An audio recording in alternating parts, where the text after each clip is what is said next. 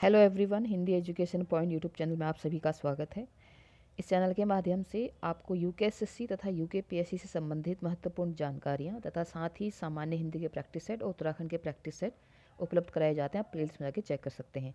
आज की वीडियो का हमारा विषय है जो हाईकोर्ट में याचिका डाली गई है वो किस प्रश्न पर है। क्या नियुक्ति स्थल या नियुक्ति जो लिस्ट है जो अंतिम जो सूची आ चुकी है, क्या उसमें कोई चेंजेस होंगे या ये किस प्रकार किसी पर्टिकुलर एक सब्जेक्ट पर रोक लगाई जाएगी या पूरे रिजल्ट पर रोक लगाई जाएगी, इस पे हम बात कर रहे हैं। तो जहाँ तक मुझे पता है, ठीक है, जो 100 मार्क्स का हम सबका एलटी का पेपर था, लेकिन जो 50 मार्क्स का कॉमन पेपर जो था वो सबका एक सा था। और जो याचिका लगाई गई है वो कॉमन पेपर से एक क्वेश्चन में लगाई गई है। क्वेश्चन है केंद्रीय शैक्षिक और प्रौद्योगिकी संस्थान CIET के विशिष्ट उद्देश्य हैं। तो ये कॉमन पेपर से है। इसमें पहले जो आंसर दिया था उन्होंने बी आंसर दिया था। ठीक है, पहले जो आंसर की आई थी विभाग द्वारा बी दिया गया था, जिसमें बी एंड सी आंसर था। अब जो फाइनल आंसर की आई है उसमें सी दिया है। तो विभाग अपने ही द्वारा प्रश्न अपने ही द्वारा दिए गए आंसर को फिर से जो है उसने बी का सी किया है। तो इस वजह से उस याचिकाकर्ता का 1.25 का जो है इस पे लॉस हुआ है, उसको हानि हुई है। तो इसलिए याचिकाकर्ता द्वारा ये याचिका डाली गई है। क्योंकि सोचने वाली बात है कि जब इतने महत्वपूर्ण पद के लिए आप एक पेपर बनता है, उसमें 50 नंबर का पेपर जो सबके लिए कॉमन है, उसमें ऐसी त्रुटियां होना। आप देखिए, ये 50 नंबर का जो पेपर मैंने खोला है ये कॉमन पेपर है, ये अंग्रेजी का है, लेकिन ये 50 नंबर का पेपर सबका कॉमन था। इसमें आप देख सकते हैं 4 क्वेश्चन तो डिलीट किए हैं और बाकी 4 क्वेश्चन में ABC ऑप्शन राइट आंसर दिए गए हैं। तो यहाँ पर जो मुद्दा है, हम ये बात कर रहे हैं कि क्या किसी पर्टिकुलर विषय पर रोक लगाई जाएगी, तो नहीं, क्योंकि ये कॉमन सब्जेक्ट, कॉमन जो हमारा टॉपिक था 50 मार्क्स वाला, उस पर ये याचिका लगाई गई। तो ये सारे सब्जेक्ट का था, तो पूरे रिजल्ट पर अभी जो है रोक लगी हुई है। अब रिजल्ट क्या, सब रिजल्ट तो आ चुका है, ठीक है, नियुक्ति पत्र उनको मिलने, नियुक्ति स्थल उनको मिलने हैं कि कहाँ पर किसको नियुक्ति मिली है। लेकिन इस वजह से अब ये कोर्ट देखो कितने दिन तक ये चलता है, कोर्ट का क्या नतीजा आता है, कोर्ट के क्या ऑर्डर आते हैं, या क्या इस प्रकार से इस क्वेश्चन के आंसर को चेंज किया जाता है या क्या किया जाता है, ये तो देखने वाली बात है। लेकिन आप निश्चिंत रहें, क्योंकि 1.25 ईश्वर करे कि जो ये लोग मेरिट पे हैं या जो भी मतलब है ना, क्योंकि आप सभी जानते हैं कि कट ऑफ में आना और उसके बाद 0.25 का भी डिफरेंस रह जाना, नियुक्ति होना और नियुक्ति नहीं होने का जैसा हमको जो है रिजल्ट मिलता है। तो आप सभी किसी एक दूसरे को ना कोसें, क्योंकि मैं कमेंट बॉक्स में देख रही थी कि कुछ लोग कह रहे थे कि अपने फ़ायदे के लिए इतने सारे लोगों का सिलेक्शन प्रणाली पर जो है सवाल उठा दिया।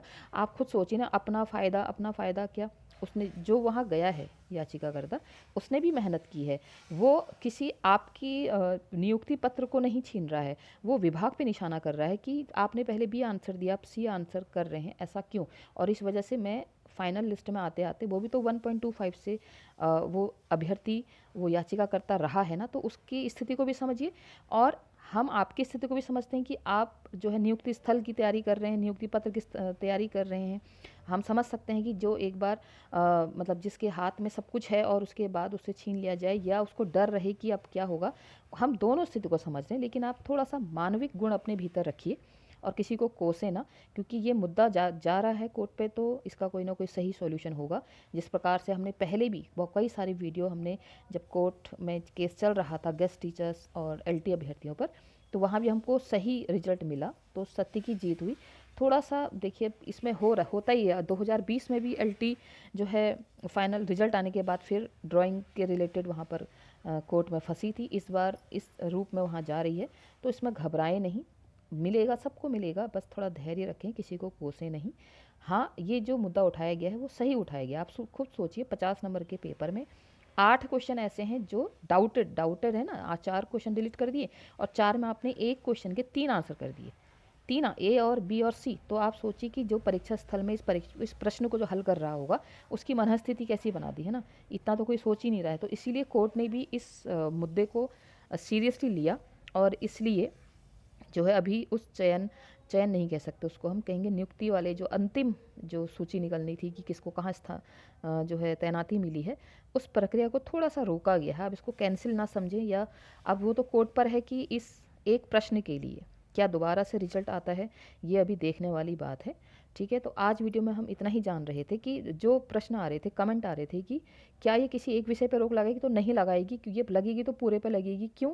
क्योंकि ये 50 नंबर का जो कॉमन जो टॉपिक था हमारा 50 मार्क्स वाला जो कॉमन पार्ट था, जो सबका सेम क्वेश्चन थे, सब्जेक्ट वाले से नहीं है ये याचिका, ये कॉमन वाले से है। तो ये अगर इसमें रोक लगेगी तो सारे विषयों पे लगेगी।